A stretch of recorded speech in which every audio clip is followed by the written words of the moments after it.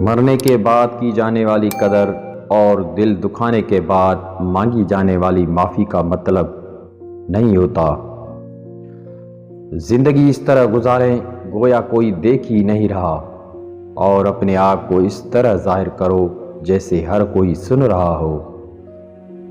لوگ ہمیں ہمارے حسن سلوک کی وجہ سے یاد کریں گے، نہ کہ اس وجہ سے کہ ہم کتنے امیر تھے یا کتنے خوبصورت۔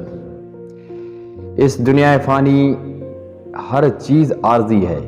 دنیا سے چلے جانے کے بعد کچھ عرصے میں لوگ ہمارے شکل تک بھول جائیں گے، باقی رہے گا تو صرف ہمارا حسن سلوک۔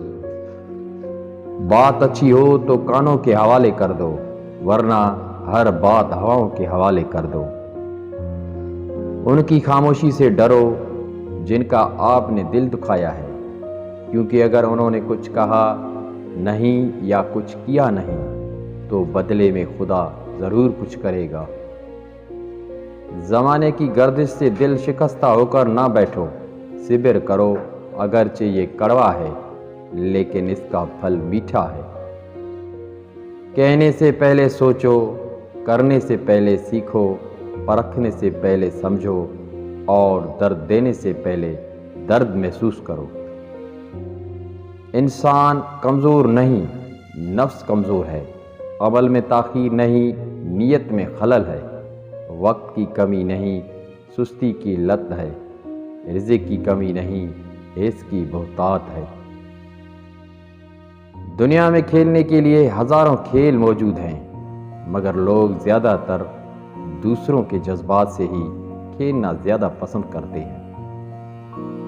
اپنے رب کا شکر گزار ہونے کے لیے اگر کوئی وجہ درکار ہے تو اپنی چلتی ہوئی نبض پر ہاتھ رکھ لیجئے۔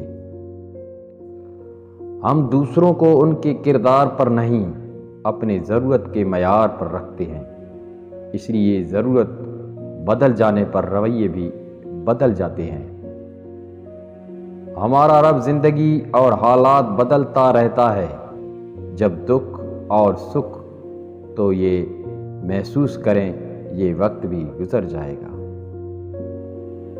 دکھ بھی مستقل نہیں ہوتے، خوشیاں بھی مستقل نہیں ہوتی، سورج کی شعاعیں بھی مستقل نہیں ہوتی، اندھیرا بھی مستقل نہیں ہوتا۔ یہ زندگی ہے۔ زندگی تب سنبھلتی ہے جب انسان خود سنبھلتا ہے۔